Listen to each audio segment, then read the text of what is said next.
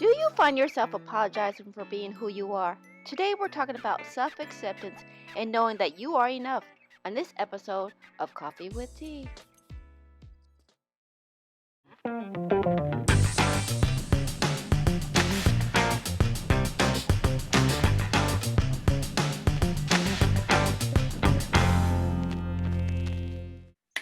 Hello, friends, and welcome to another episode of Coffee with Tea. I'm your host, Tanya Tyler, and I'm excited because today is the Happy New Year edition. Happy New Year! Happy New Year! It's Natalie Reader who's on the other line over here, and we're going to talk to you about how to stop apologizing.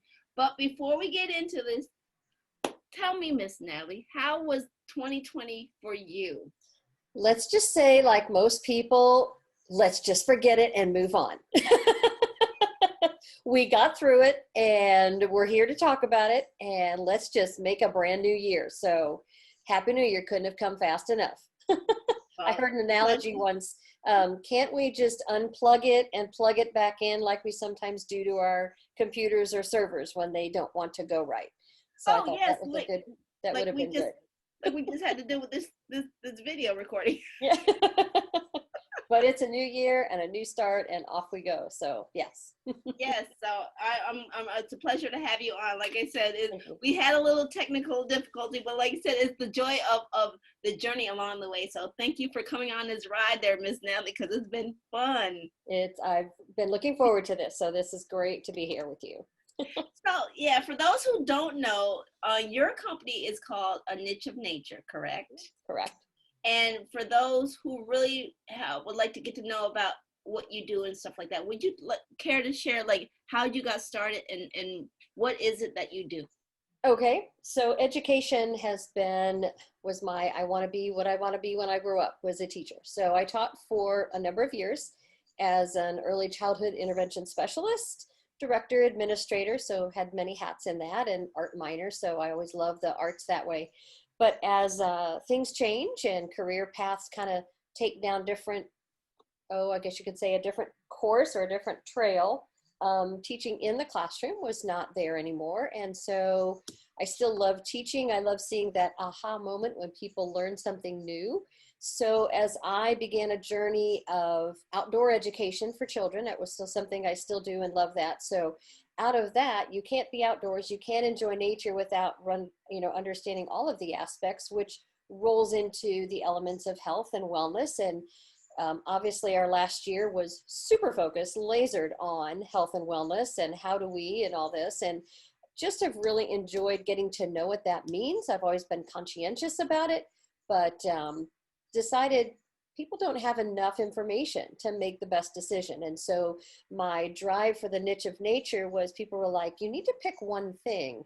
But I'm like, no, I help people with their niche. And so part of the name was created out of, I don't have a niche, but it's in the niches of nature. I'm either helping children with learning about learning and outdoors, but it's also helping people with their niche of their health and wellness. And so I bring a spectrum of support for that. Became a certified health coach, holistic health coach during 2020.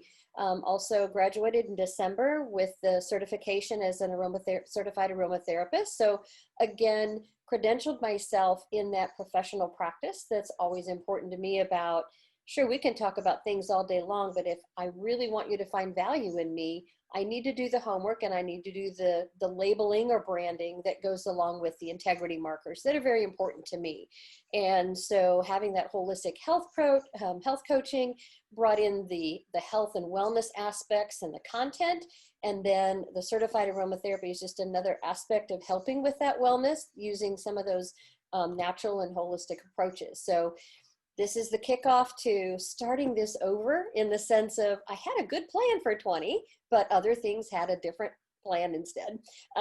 So that's what brought me to here. So love the education, love classes, and helping people understand more so they can be more empowered to make better decisions for themselves and their family. So if I can impart that upon people, give them solutions and choices and strategies, then I've given to them the ability for them to take charge of those aspects that they're looking to do in their world. Right, right. Well, I thank you for that intro, and I, like I said, I'm an avid nature lover, so I know we can learn a lot from nature, and I love how you tie it all into the spectrum. So kudos to you there, Thank Miss you. Natalie. Well, really, we got onto this subject because I always do like a discovery call. We always talk about like what can we like educate or talk about or inform, and so you were sharing with me a very near and dear story, and you don't have to dive as deep as go as how far you want to go comfortable. But we were talking about stop apologizing and be, accepting who you are. And how did this subject really become near and dear to you? Would you like to? So a couple of years ago, let's see, about a couple of years ago was, I guess you could say, a pivotal event to that was taking care of my mother, who succumbed to an illness and was there to take care of her, things like that. Unfortunately, ours was a story where other family members did not follow the same support. And when she passed, unfortunately, which was a nut, yeah, we'll keep it short there.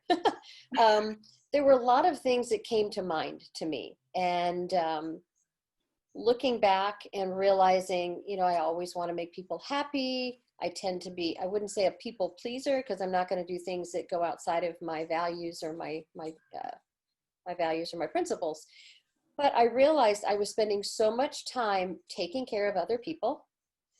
Obviously, I want to take care of my family and my parents, but I also realized that in so doing, I was sacrificing the things that were important to me, things that if you do that long enough to anything, you're going to have deficiencies and problems. So much like the things I was learning in the health, realizing, oh, yeah, I guess I haven't been doing that. Or, oh, you mean I didn't have to say yes? Or it's okay to say no. Or that I spent a lot of time defending myself because as things were revealed, I realized I had kind of grown up in a pattern of you weren't quite good enough. So Yeah. as I continued and tried hard, do your best, and heard those words, what I didn't hear was the validation of good is good enough. You're doing your best. You're trying hard. I mean, fortunately, my children have turned out fine. So obviously, it's not in my messaging. But I learned that I spent so much time trying to get people to like me, to believe in me, in the fact that it wasn't a natural part of me. Mm. And over this time, in the last 6 months or so, realized I need to find out who I am, and it's okay if you don't like me because um, that's your loss. And I don't say it in an Right, arrogant way. right. It's like I like who I am, and I'm going to find people who support that, and I can support them. um, I know I work hard. Heck, we all have mistakes. This side of heaven, we're not going to get it all right. But at the same time, realizing I need to be, for me, myself, kind of that half full, half empty. I was always running on the reserves of half empty. But if I'm half full, I'm already contributing. I'm already being a better person to myself. I will do my best to be kind and helpful to other people, but there's going to be a point where they're like, that's not my people. That's okay. Um, Right, right. but stick who I love to be, and be okay with that and not have to apologize that I'm not something someone expects. In a job, it's a little different, and you either accept the job or not if you can meet those responsibilities.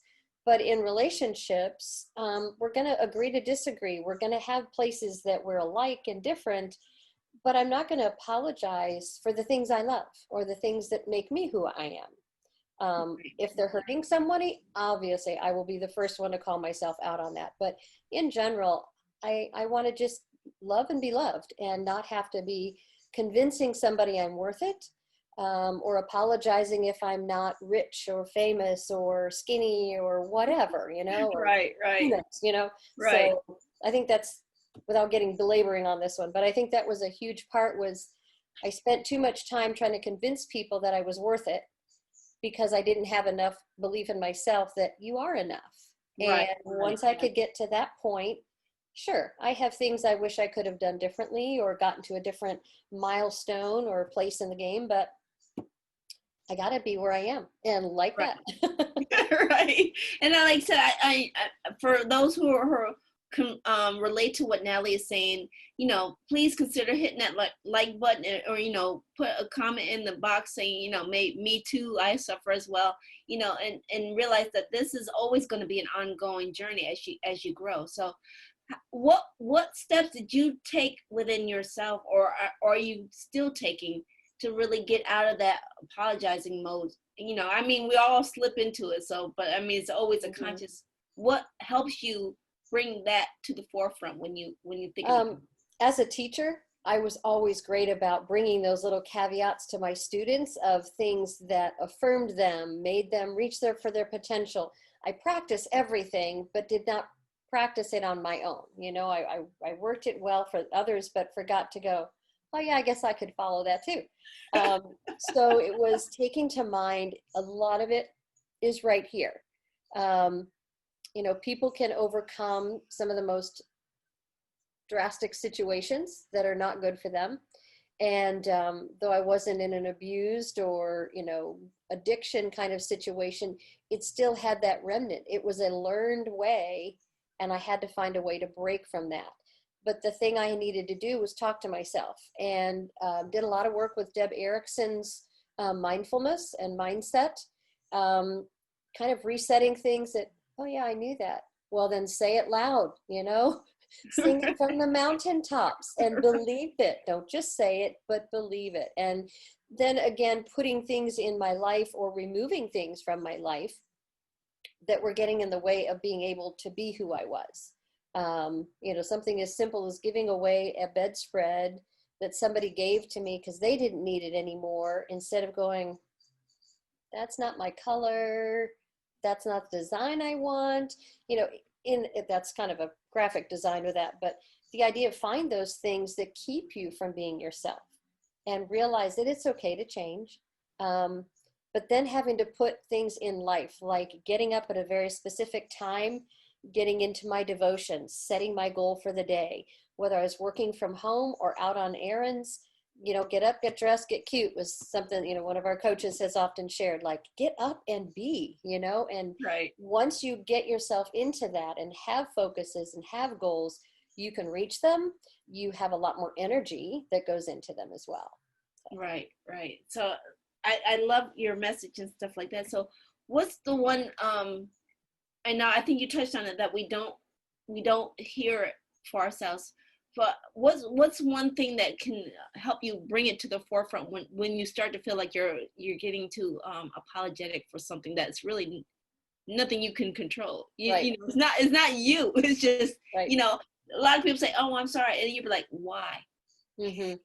Yeah, and I think when I get into those, just like even today, I've caught myself, there's things like, yeah, I could go on and on, but that was also something of my things to change. Is I became a very verbose person. Like, people were like, oh my gosh, she's just started talking. I do know how to stop, but at the same time, I felt like I had to keep filling the space. And so That's a good one. the first thing to do is just just stop. Sometimes you have to pull back, either out of a situation or even just kind of maybe systematically or symbolically pulling out of a conversation to just kind of reframe yourself a little bit. It's kind of like there's the person who has the freedom, and then there's the person who has a lot of your guards going on in you. And those are the two parts of the way your brain works. And reminding that, like, yeah, I got the framework, but now let me go so I can go do what I like to do, and let me be me. So that's a good point there. Sometimes it's even just removing myself from a situation. There was a situation I worked for someone and did a great job, had a lot of accolades, so it felt really good, but somebody in charge didn't think I needed to be that way because they didn't think they could push me around anymore. And I'm like, you don't need to push me. But then I realized it wasn't about me. It was how they were. And so it's also identifying situations that, yeah, I know I could do that, but the dynamics of that situation would constantly put me right back into that same thing. Like, you're not good enough, I'm in charge, even though it was somebody else's, their own temperament of things. So it's also evaluating what situations I'm going to put myself in that if it's going to put me at the mercy of someone else, then I'm going to be at a battle, or that's going to put me right back into old ways.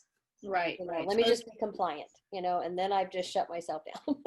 So it's like basically you're I always like to say you're building up your awareness points, because Yes. like I said, once you're aware of it, it's not like you know, people smoke a cigarette, you can't put the smoke back in the cigarette once you light it. So it's like Right. you're Exactly. on fire now. You cannot say you didn't know, or Right. you know your conscience is like, hey Natalie, Yeah.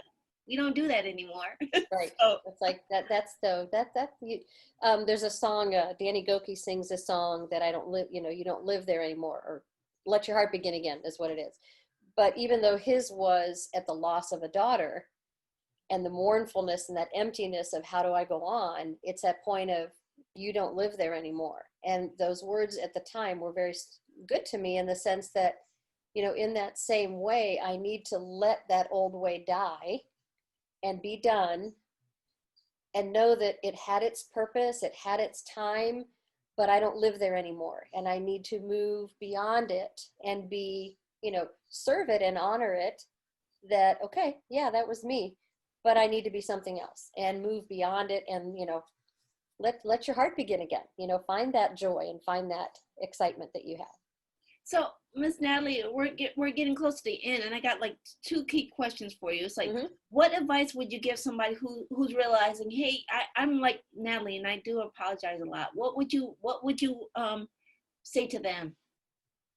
Um, I would say in time to themselves, where they tend, you know, a lot of this has to be done on your own time, so that when you are in those people situations and whatever, you have your strength. You know, take the time to, you know, write yourself a letter. Even write yourself a letter like you are just telling yourself all the things you love. You know, you are so good. Like if I'd write it to you, it's like, dear Tanya, I love your smile. I just love, you know, anything you can think of that you love about yourself. Write that to yourself. Give yourself the compliments that you'd like to get, or if somebody forgets to give you affirmation or confirmation, and then read that to yourself. Remind yourself of the things you are good at. Do the things that really fortify those in you. Maybe it's changing a hairstyle. You know, they don't have to go anything drastic, but do something that goes, that's me, you know, and confirms that. And then practice yourself. Give yourself a lot of grace that when you're in those situations, it doesn't happen overnight.